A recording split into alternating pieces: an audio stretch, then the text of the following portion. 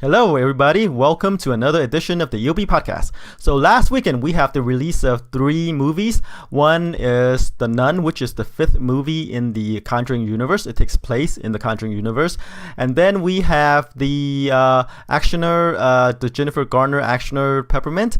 And then we have the faith-based film, God Bless the Broken Road. Let's see how those movies did at the box office. All right, let's jump right in. So coming in at number 1 is, unsurprisingly, The Nun. But what's surprising is how much it pulled in. The movie opened to 53.5 million, which is like the highest opening for a movie that takes place in the Conjuring universe, even besting the first movie.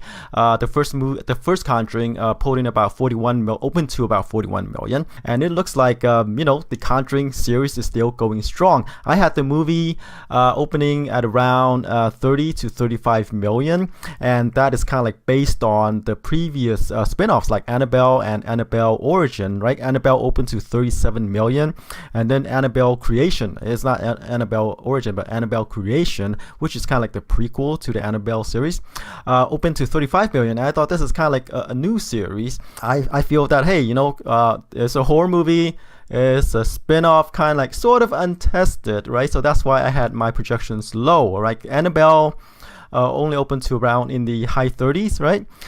So I didn't expect this one, The Nun, to open so high. The response, I said in the last podcast, the response to the trailer was very positive. And how positive?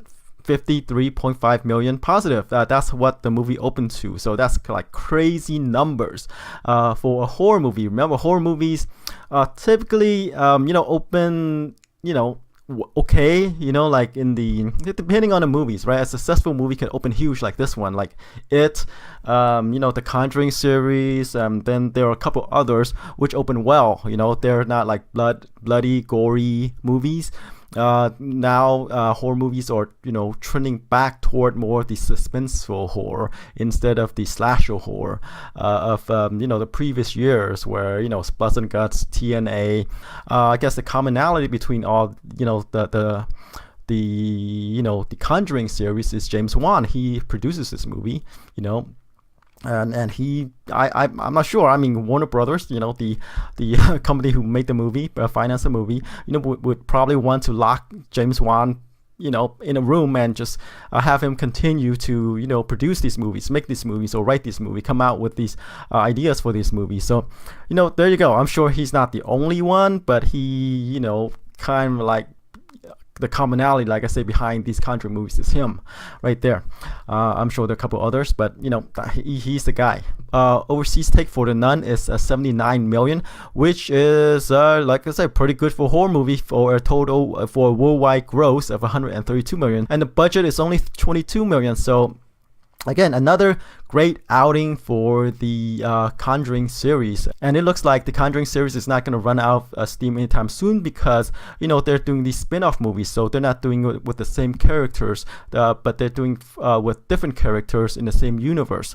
So we're kind of seeing the Marvel cinematic universe at play with the Conjuring movies. So the formula, I guess, doesn't get stale with the with this horror franchise. So there you go, another successful outing for The Nun. All right, let's move on to number 2, which is Crazy Rich Asians. It finally fell to number 2. It's been like 3 weekends in a row at the top spot. Pretty weak weekend, but it opened well for romantic comedy. I had higher hopes for this opening, because I said the movie could open to maybe like 35 to 40 million and higher for 5 days, whatever, right? I bought into the hype because this movie was everywhere advertising. The cast and crew were blanketing the talk shows with interviews, etc. Because Crazy Rich Asians is like the first movie in 25 years to feature an all Asian cast, and that is in Hollywood a big deal, right? So there it goes. It didn't open as high, but it opened decent enough. But the whole is amazing. The second weekend actually about 6% drop off or something like that, low, and then the third weekend sub 40, so which is still good. It's probably gonna cross 150 million easy, and we'll see where it ends up at the domestic box office. All right, let's move on to number 3, which is Peppermint, the Jennifer Garner action movie. Pulled in about 13.3 million over the weekend. It's directed by the Taken director, Pierre Morel. Is it Morel? Anyway, stars Garner as a wife, mom, whose husband and daughter, husband and daughter got killed in a drive-by. She went, to get justice from the police, etc. But that she found out that the law and the city government is in the pockets of these people who killed her family, right? And then she spent 5 years, trained herself, come back and to exact revenge on those responsible. Let's see where I had the movie. I said the movie could open to about 10 million, and it's kind of like right there, right? At 13.3 million opening. So for Jennifer Garner movie, I say that recently she's been in these family friendly films, and this is kind of like one of the rare appearances for her in an action movie, a dark action movie. So she's kind of like untested, right?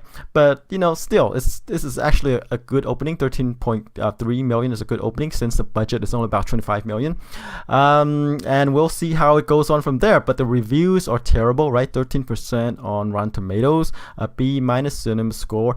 So you could see, it might have experienced a huge drop off the second weekend, but we will see, right? Because this is one of the kind of smaller action thriller movies, about a mom that went out for revenge, right? It's kind of like the recent one starring Gabrielle Union. That title slipped my mind right now, but it's kind of like Break-In or something like that. It's kind of like that movie. It opened well, it held on well. We'll see if this one experienced the same trajectory as that Gabrielle Union movie. All right, let's move on to number 4, The Meg. Dropped 42%, about 43% from the previous weekend, pulled in about 6 million over the weekend. Domestic gross is 131 million, and worldwide it is at 491. It's going to probably cross 500 million soon. So again, couldn't be stated enough that The Meg came out of nowhere. It's a shark movie starring Jason Statham. No one could figure this out except that it's one of these movies that right place, right time. The world was ready for a shark movie with Jason Statham. That's all I can say. That's how I explain it. All right, number 5 is The Searching. Anchored by John Cho, right? Another movie that's directed by an Asian director, anchored by an Asian actor, which is performing quite well. It pulled in 4.5 million in its third weekend. It gained some additional theaters, got some publicity, riding on the has the halo effect from Crazy Rich Asians, to gross 14 million domestic so far. And worldwide is at 32 million. So I think the budget for this movie is not that high. It could be about 5 to 10 million or so, or maybe even lower. So this movie can be counted on as a success. All right, number 6 is Mission Impossible Fallout, the Tom Cruise movie. I think it's the 6th Mission Impossible movie in the franchise. It put in about 3.8 million over the weekend. Continues strong. It's hanging on in theaters.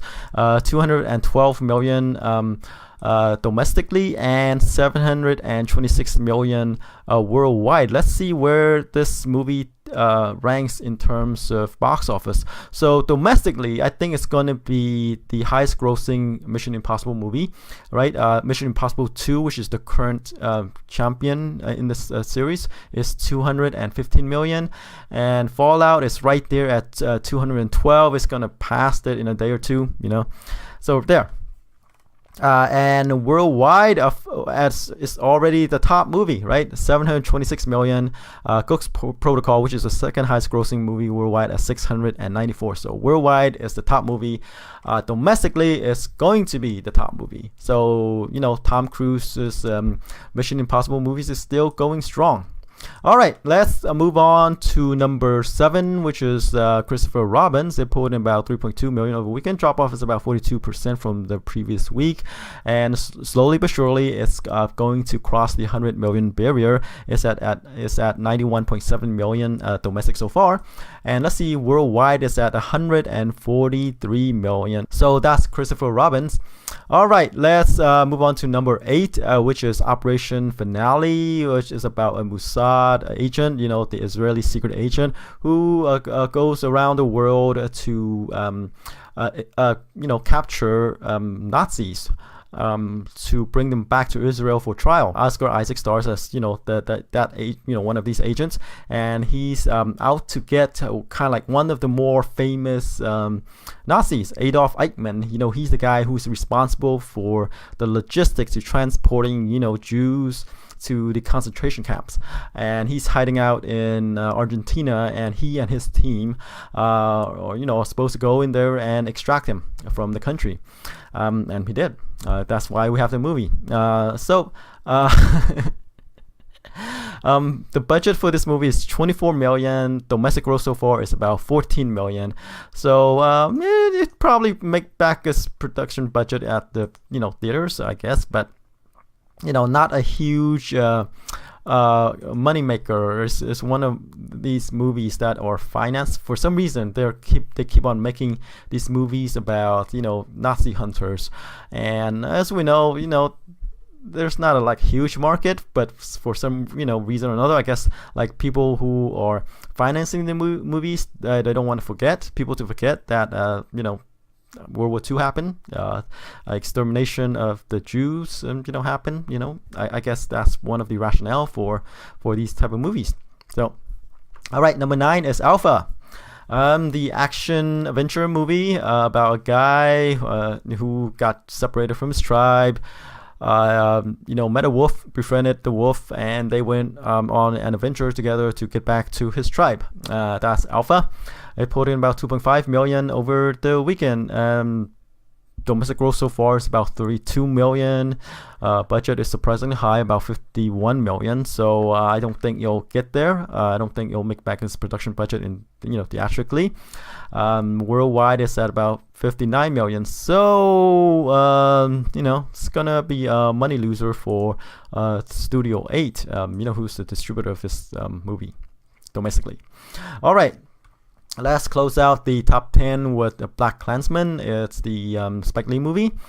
Pulled in about 1.6 million over the weekend. Drop off is about 63%, which is kind of high, but it's already one of Spike Lee's higher grossing movies, right? Domestic gross is about 43 million. Let's see, worldwide, I don't think it opened that wide yet. Yeah, 22 million from overseas for a total of 65 million. So yeah, this is, like I said, this is one of Spike Lee's high grossing movies, which is good. So he can make more movies, right? And let's close out. An honorable mention is the one of the wide releases. God Bless the Broken Road, one of the faith-based film that I mentioned. It pulled in about 1.5 or 1.6 million over the weekend.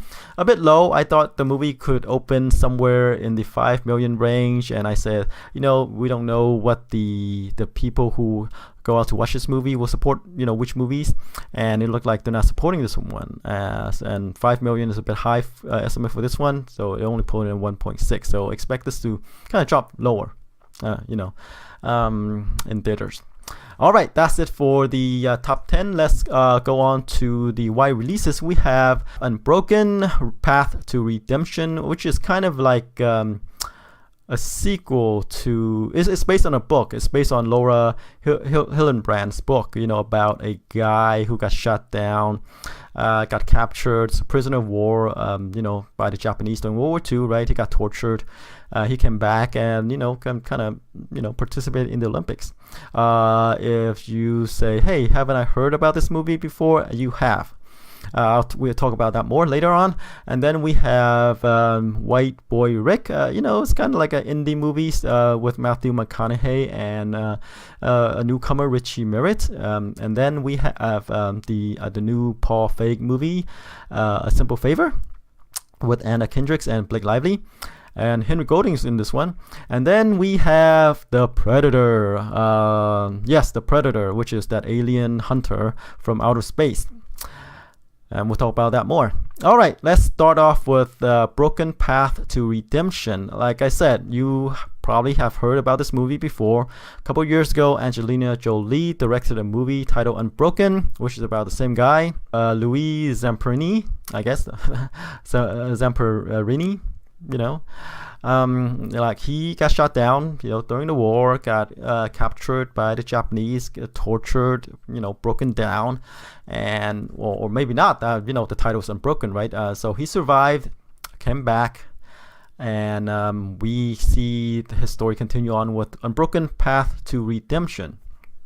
All right, this movie is released by Perflix. It is the faith-based arm of Sony, I believe.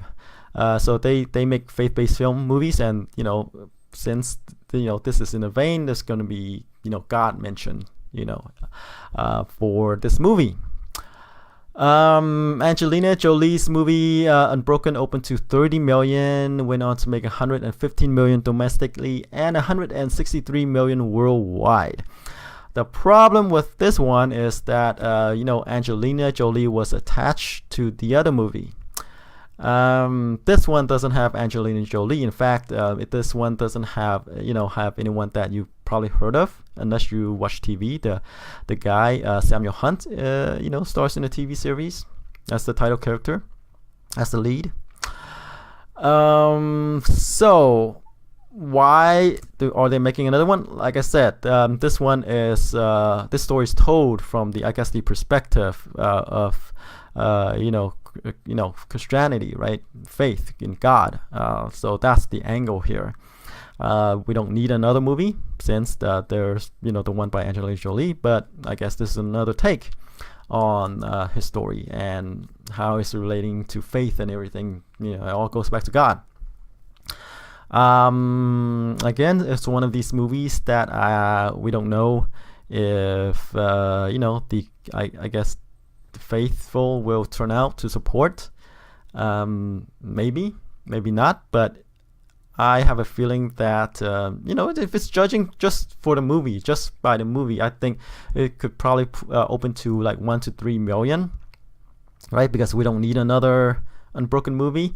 But if this movie, if the target audience support this movie, it could open higher, maybe 5 to 10 million. But I feel that this movie would probably open in the 1 to 3 million range. That's that low, yes. All right, next is White Boy Rick. Matthew McConaughey stars as the father of Richie Merritt's character. Before, as a teenager, right? He supposedly, according to the synopsis, he was a FBI informant. He's running drugs, etc. And then he ultimately got sentenced to life in prison for his drug activities. So it's another Matthew McConaughey drug movie. Jennifer Jason Leigh is in this one. It's 54% on Rotten Tomatoes right now. It's one of these movies I feel that it's not a kind of like a mass market movie. It's more like an indie, So as that, I think it's gonna open to around 3 to 5 million because hey, Matthew McConaughey is in this one. He has his fans. Jennifer Jason Leigh is in this one. Concept wise, it's another kind of like rags to riches movie, rise and fall, pretty much rise and fall of someone who find himself on the wrong side of the law, and they make a lot of money, spend the money, and then the law finally catches up to them. And this is one of those movies, White Boy Rick, and it's supposedly based on a true story. All right, next, Simple Favor. It's the Paul Feig movie, but it's not a comedy. It's kind of like a dark drama. It's based on a novel by Darcy Bell. Stars Anna Kendrick as a mom, mother who met another parent, played by Blake Lively. She is kind of like the woman that every female woman wants to be like. She's classy, etc. Right? But she sort of like has a darker edge to herself, right? And I guess if you watch the trailer, right, Lively's character called Kendrick's character, say, hey, can you meet me at my place, right? She went there, couldn't find, Lively's character, and she kind of like suddenly disappeared for some reason or other. And the suspicions go around, right? Henry Golding is in this movie, plays the husband of Blake Lively's character, right? So there's that. This movie has the Gone Girl, girl on a train vibe, right? A character mysteriously disappears, and the person, the culprit, is kind of like the husband. He's the guy that's kind of like obviously the biggest culprit in this one, in the crime, I guess, right? So we will see what happens. Again, it's not a comedy, so I don't know if Paul Feig's fans will turn out for this one. Anna Kendricks was recently in the Pitch Perfect movie, Pitch Perfect 3, right? And Henry Golding, well, he's on a high from Crazy Rich Asians. Like, people might want to see more of him.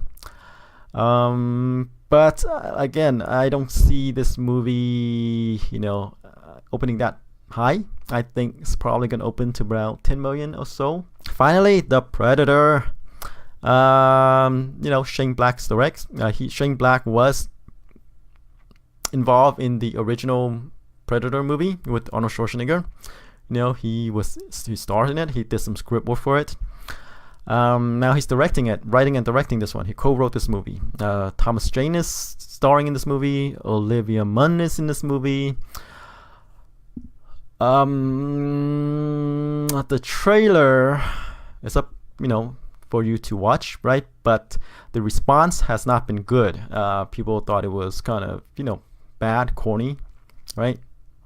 Doesn't live up to the name of the Predator. But I think, this movie could open better than what people were expecting because of nostalgia, right? Because it does have the Predator, it does have some comedy, even though people say, comedy and, Predator doesn't mix and match. Like I said, this is more of an action comedy instead of the seriousness of the first movie. How that will jive with people's expectations, I don't know. But like I say, I think nostalgia can carry this movie to a 20 million opening because, hey, it is the Predator. People might want to see the Predator in theaters again. Alright, so that's it for this week's new releases. Tune in next week to see how I did with my projections. Until then, take care. Bye bye.